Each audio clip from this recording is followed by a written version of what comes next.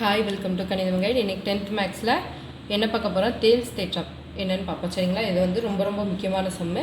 நல்லா பார்த்துக்கோங்க. என்ன கொடுப்பாங்கன்னா தேல்ஸ் தேற்றம் எழுதி நிரூபக அப்படின்னு தான் சொல்லி கொடுப்பாங்க. அதனால் கூற்றும் நீங்கள் தான் எழுதணும். சரிங்களா?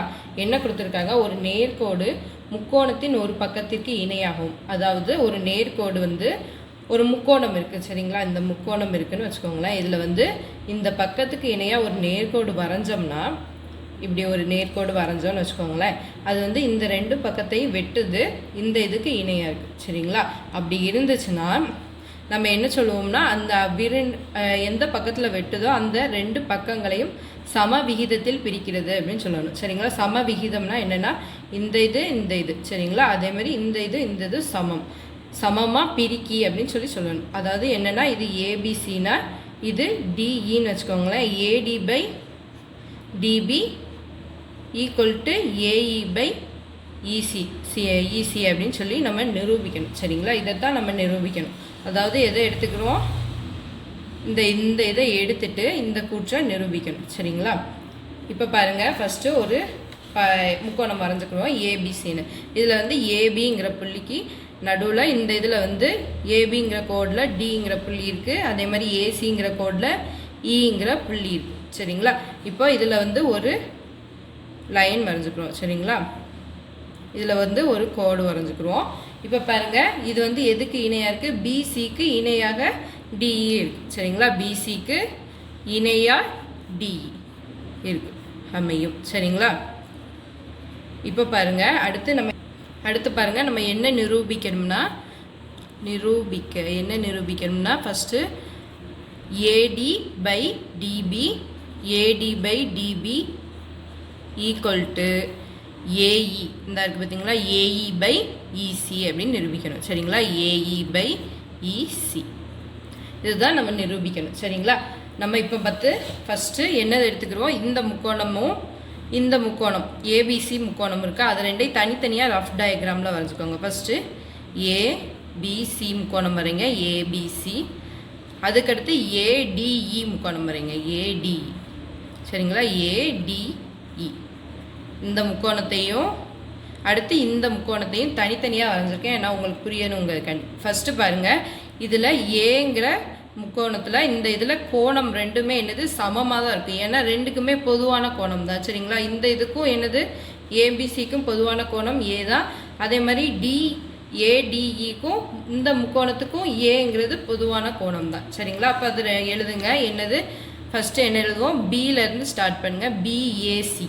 சரிங்களா? கோணத்துக்கு இந்த சிம்பிள் போட்டுக்கோங்க. பிஏசி ஈக்குவல் டு என்னது டிஏஇ. சரிங்களா?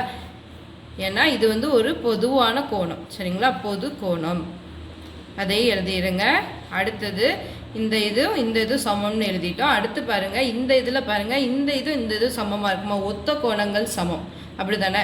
இந்த இதுவும் சமமாக இருக்கும். அதே மாதிரியே இந்த இது சமமாக இருக்கும். சரிங்களா?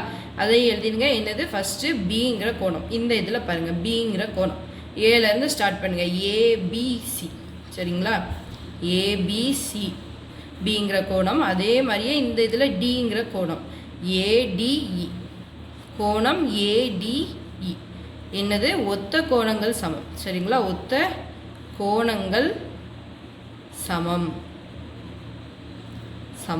சரிங்களா? அதே மாதிரியே இந்த கோணம் என்னது இந்த சிங்கிற கோணமும் ஈங்கிற கோணமும் சமமாக தான் இருக்கும். ஏன்னா ஒத்த கோணங்கள் சமம். சரிங்களா? இந்த இதில் சி. சரிங்களா? இந்த இதில் சி. ஏலேருந்து ஸ்டார்ட் பண்ணுங்கள். ஏசிபி. சரிங்களா? ஏசிபி ஈக்குவல் டு என்னது இந்த இதில் ஈங்கிற கோணம். அப்படி தானே? அப்போ ஏஇடி இதில் என்ன எழுதுவோம்? ஒத்த கோணங்கள் சமம். சரிங்களா? ஒத்த கோணங்கள் சமம். இப்போ இது மூணை எழுதின பிறகு என்ன செய்யணும்னா, நம்மளுக்கு ஒரு விதிமுறை இருக்குது. AAA விதிமுறை. சரிங்களா? உங்கள் புக்கில் கொடுத்துருப்பாங்க. AAA விதிமுறைனா என்னென்னா, நம்மளுக்கு 2 கோணங்களோ 3 கோணங்களோ சமமாக வந்துருச்சுன்னா ரெண்டு முக்கோணத்தில் அது வந்து வடி ஒத்தவையாக இருக்கும். சரிங்களா? அதாவது இந்த 2 முக்கோணம் இருக்குது. அப்படி தானே? இது ரெண்டுலேயுமே என்னது 3 கோணங்கள் சமம்னு சொல்லிட்டோம். இதுவும் சமம், இதுவும் சமம், இதுவும் சமம்னு சொல்லிட்டோம். அப்படி சமமாக இருந்ததுன்னா இதுவும் வடிவத்தில் ஒன்று போல் இருக்கும். அதாவது இதோட ஜெராக்ஸ் தான் இது, அதை மாதிரி. சரிங்களா, மினி ஜெராக்ஸ் அதை மாதிரி. சரிங்களா, இப்போ பாருங்கள், இந்த இது முக்கோணம் ஏபிசியும் முக்கோணம் வடி ஒத்தவைனா இப்படி போடுவோம். சரிங்களா, முக்கோணம் ஏடிஇயும் வடி ஒத்தவை. இதுதான் வடி ஒத்தவையோட சிம்பிள். சரிங்களா, இது எந்த விதிமுறைப்படி எழுதும்? AAA விதிமுறைப்படி.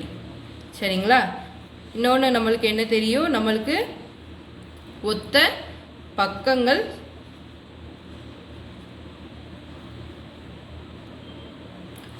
பக்கங்கள் விகித சமம் தெரியும். சரிங்களா, விகித சமம். ஒத்த பக்கங்கள் விகித சமம்னா என்னென்னா, இந்த ஏபி இருக்குது பார்த்தீங்களா, இந்த இதுவும் ஏடியும் ஈக்குவலாக இருக்கும். இந்த இது ரெண்டும் AB by AD equal to என்ன எழுதுவோம்? ஏசி. இந்த இருக்குது பார்த்தீங்களா, AC by AE, AC by AE.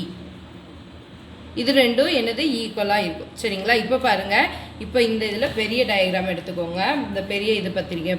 பாருங்கள், இதில் ஏபி இருக்குது பார்த்தீங்களா, இந்த ஏபிஏ எப்படி எழுதலாம்? ஏடி அதோட ப்ளஸ் டிபி அப்படின்னு எழுதலாமா?